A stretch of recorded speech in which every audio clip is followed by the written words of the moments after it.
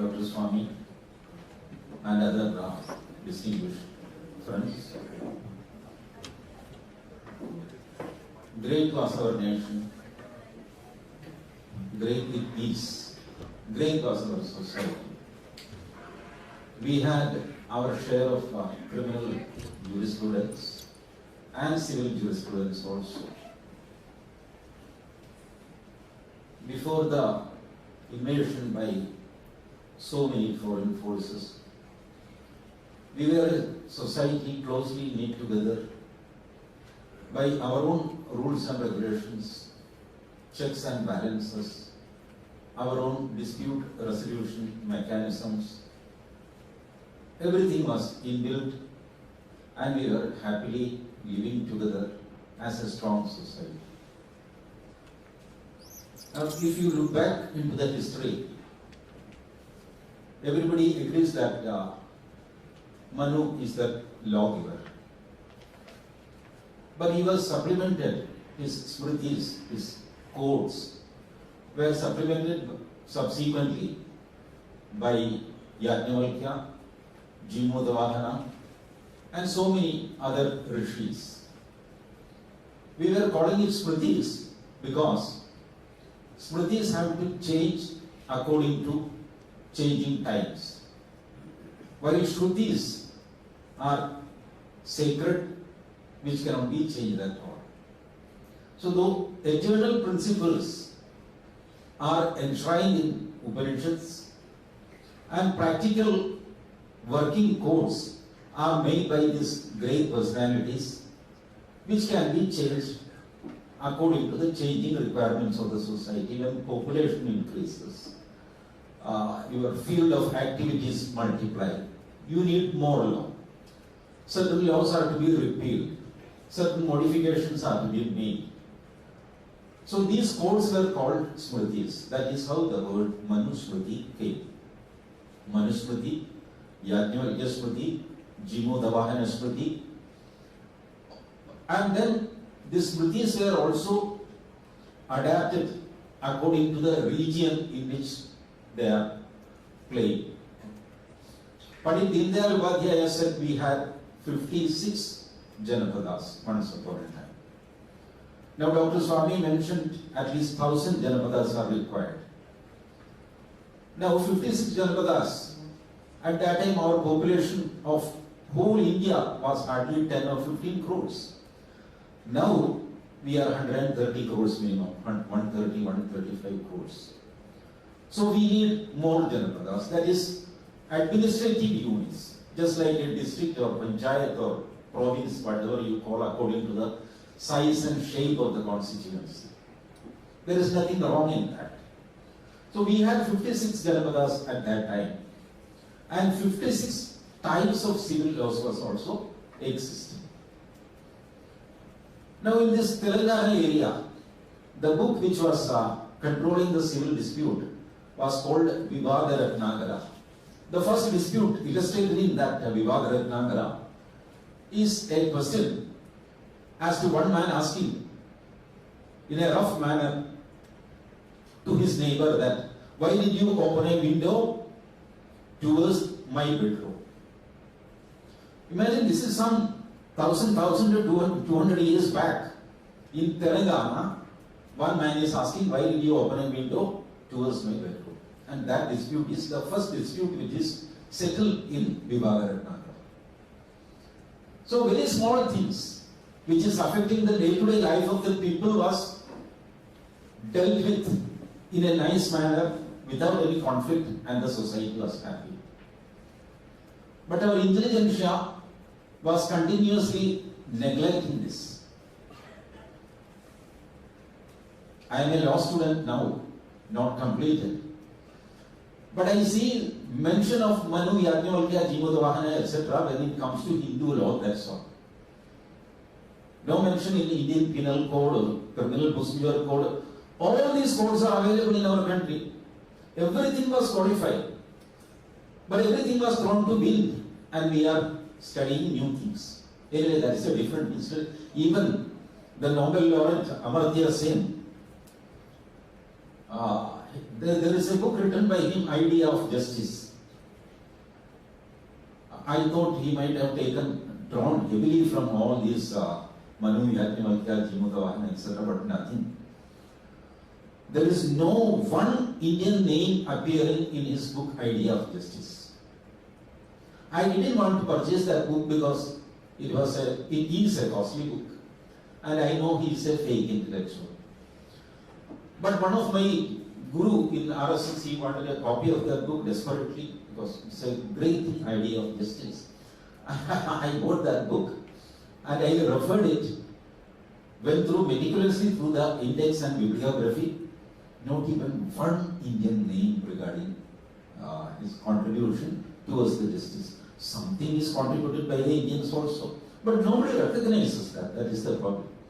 At least VHS must recognize that. So we had our own dispute resolution system, and somewhere in 1937, the British government decided that Muslims has to be given a separate law, personal law. It is written that there was widespread unrest and demand that Muslims shall be governed by Sharia. But if you impassionately go through the history, there was no serious demand, no agitation, there was nothing. Some Muslim orthodoxy might have made some representation to the British authorities that Sharia may please be applied to Muslims. Anyway, in 1937, they passed Muslim Personal Law Shariat Application Act 1937. Now the Act, as prevailing today, Section 2 of the Act says that this Act is applicable throughout India except Jammu and Kashmir. Now you see the irony. The Shariat Act is not applicable to Jammu and Kashmir, where Muslim concentration is more than anywhere else. I don't know why this irony is being continued. Where Muslims are more, you don't have Sharia, and Muslims are less, you have Sharia. Now Kerala Muslims were happily living with their own, they had their own law. Mappila Marumakkatayam Act. Likewise, Hindu Marumakkatayam Act was there in Kerala. Marumakkatayam is a matrilineal system wherein you get ancestral property of your uncle, not of your father. That is the only difference. Everything else remains same. When it comes to inheriting ancestral property, your uncles give his property to you, not your father. Your father will give his property to his nephew. This is how the distribution was made. Now, because of this, every family wanted at least one female child. Woman had the upper hand in this system. But don't think that the system was throughout Kerala, it was prevailing. It's not so. Some community was following the system. And Muslims were also following the system. They had their own Mappila Marumakkatayam Act. And so, one more act, Aliya Santana Act. I will not go into the details, that's all irrelevant now. But they were happy with that. Now, when 1937 this act was passed, this was not made applicable to what they call Part B states, where the direct British control was not there, where the Rajas and Maharajas were ruling. Just like Travancore and Cochin in Kerala. Malabar part of the Kerala was directly governed by British. Now we had a popular misinformation that British were ruling throughout India for 200 years. No, they were not ruling Punjab. Hardly for 2 months or so they could rule Punjab. No, it's not a fact that they were ruling throughout India. There was British India and non-British India. Those were called Part B states. On Part B states, British could not have applied this type of law without the concurrence of the Rajas and Maharajas. So it did not happen. For example, in Tamil Nadu, this Sharia Act made applicable to Muslims only in 1949, after 12 years. In Kerala, it was applied in 1964, in spite of the stiff resistance of few Muslims. very big families, very big and influential Muslim families in Kerala, they resisted the application of Sharia in Kerala. They said, no, nothing. We have adopted an Arabian code. We have not adopted anything else from Arabia. This was their point. But they were crushed by the orthodoxy. And finally, it was made applicable in 1964. In various states, this was made applicable at various points. And when constitution was discussed, everybody agreed that we should have a uniform civil code or rather common civil code for everybody. The most vociferous support came from the communists at that time. K.T. Shah was the member of communists. If you go through constitutional debates, you can see the 5 interventions by K.T. Shah. Now communists, now they will disown him the way he was arguing for the common civil code. Now, in spite of all these arguments, the idea of common civil code went to the directive principles portion, that is part 4 of the constitution. Article 44 now says that the state shall strive for bringing and applying a common civil code for all population of India, which has by and large, which took place in 1956, when the Hindu laws were codified throughout India. Why it was done? Because majorities are Hindus. If you codify Hindu law, approximately you can call the Indian population has been brought under one law. Hardly 10-12% is remaining. 85 to 88% are Hindus. So if you codify Hindu law, it's a quantum leap. That was the idea. And it was done. There was no much resistance. Even Guruji Govardhan, when asked about uniform civil code, he said the nation need not necessarily have a uniform civil code. I don't expect to bring national integration through uniform civil code. After all, you cannot bring national integration or national feeling or patriotism by amending certain laws. It is beyond law. It happens inside your mind where law cannot enter. So this is all some code of conduct. How do you behave? How do you divide your property? How do you marry? How do you divorce? What you give to your children? All these things. So very mundane things. So even Govardhan said, I don't expect much to achieve. But then, okay, you people want carry on. That was. And one man who appreciated Govardhan's stand was Salman Khurshid. He especially went to Govardhan and touched his feet. That when the whole RSS was asking for a uniform civil code, he agreed to the demands of his colleague, but then he qualified it with certain statements. That itself was a big thing for Salman Khurshid. I don't know whether Salman Khurshid will now acknowledge his appreciation for Govardhan. Anyway, that was part of history. When the atmosphere, social atmosphere changed, we also have to change our laws, especially Muslim personal law, on 2 counts. At least on 2 counts. That is marriage and divorce. Number 2, inheritance. Now I have a Muslim friend. He's a retired Arabic teacher. He doesn't know English. One day he called me, Mohandas sir, I want to meet you. I said, welcome. We met. He had a big legal document with him, written in English. He doesn't understand. I explained everything to him. That was a counter affidavit filed in a High Court case in Kerala by Muslim Personal Law Board. Now a lady, along with this teacher, they formed an organization and they filed a public interest litigation saying that we are not given a due share of the property. I met that lady also, old lady of 72, 73, very aristocrat, civilized in behavior. She was married twice. Both husbands divorced her. Nothing was given to her by her father and least by her husbands.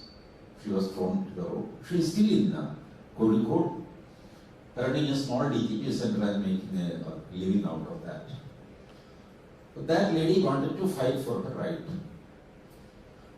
And Muslim Personal Law Board from all the way from Lucknow or so, they came to know that such a case is pending in Kerala High Court. They prepared a big counter affidavit to defeat this lady of the around 150 pages, quoting so many legal problems to block the rights. I was troubled. I helped them as far as I can. And after a few months, Dr. Swami came to Kozhikode to give a lecture in Indian Institute of Management, Kozhikode. And these people approached me. Can we get an audience from Swami? We are uneducated, knowing only Malayalam. We will be hardly 35 to 40 in a small auditorium. Will he come there and will he interact with us? I said, that is done.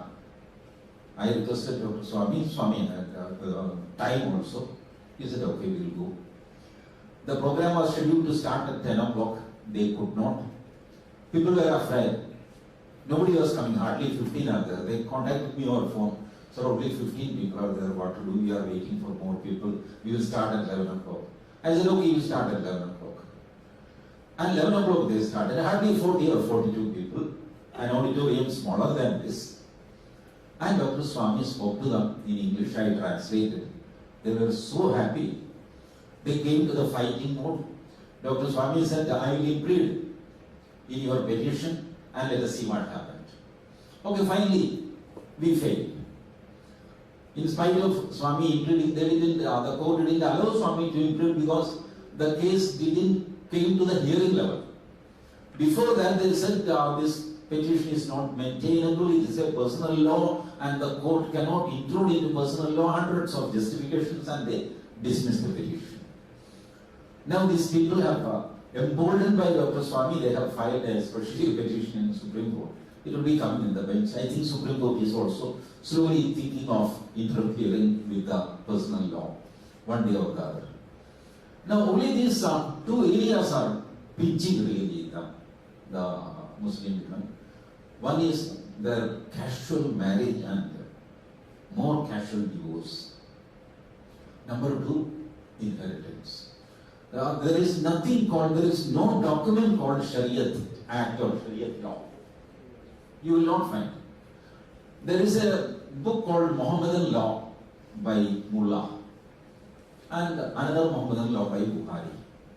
Courts are going by these unofficial documents. Mullah has codified something as Mohammedan Law, in which they said if the father dies, the girl will get 1/8.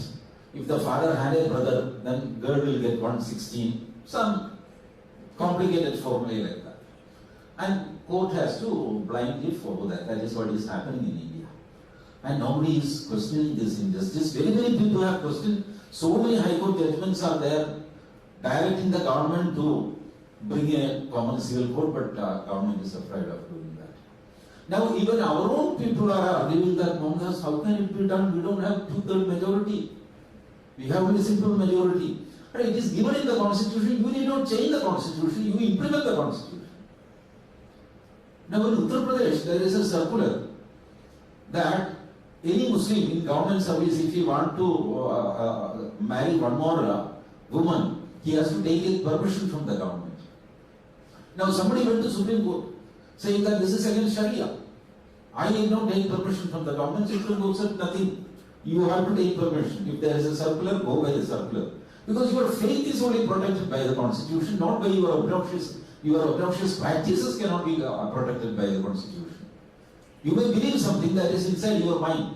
You will say that only my God is the God, all gods are useless. Okay, fine. You believe like that and live happily. But don't trouble us.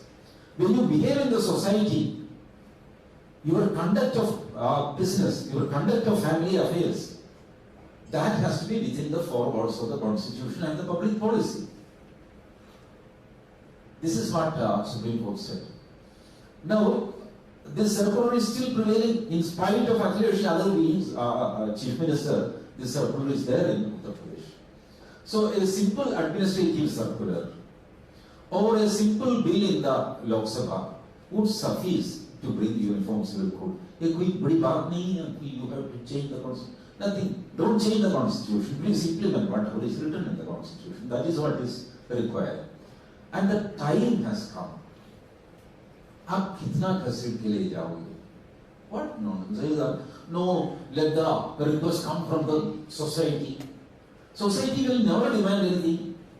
Society is it's an amorphous term. Society. Who is society? I can also say that I represent this society. Somebody may say that I represent this. It is all useless talk. Suggestion coming from the society. Now, Muslim Personal Law Board, people think that it is a governmental organization. Not at all. It is not even registered. It is some 4 or 5 people sitting in Lucknow claiming that we represent Muslim society. So, which society you will take? Certain things are to be ruthlessly implemented by administrators. And that is what I expect from the present union government, which we reasonably feel that it is taking strong actions. And the welfare of society is to be of paramount concern, not the orthodoxy or somebody crying. Somebody is saying that, oh, my sentiments are hurt. Said, if you have too much sentiments, it will be hurt. If you have to behave and live in a civilized society, you must reduce the level of your sentiments. That I always walk with a lot of sentiments and then idhar lag gaya, udhar lag gaya, idhar dard hua, udhar dard hua. And when people say that you are useless now, then I will say, oh, you are intolerant. So my claim is that I will do all nonsense and you are supposed to tolerate that. The very word toleration itself, it's so that whenever you tolerating something, you don't like it. That is not right. This is what is tolerance. Okay. So what is that these people want us? They will do all nonsense and we must tolerate. So we should not agree to this type of equations. The foundation of such equation is to be challenged. If they call me intolerant, I am happy with my intolerance because I don't tolerate nonsense hereafter. That message should go very strongly. And the Muslim Personal Law and Shariat Act is such a nonsense which should not be tolerated and it should be changed immediately forthwith. Thank you.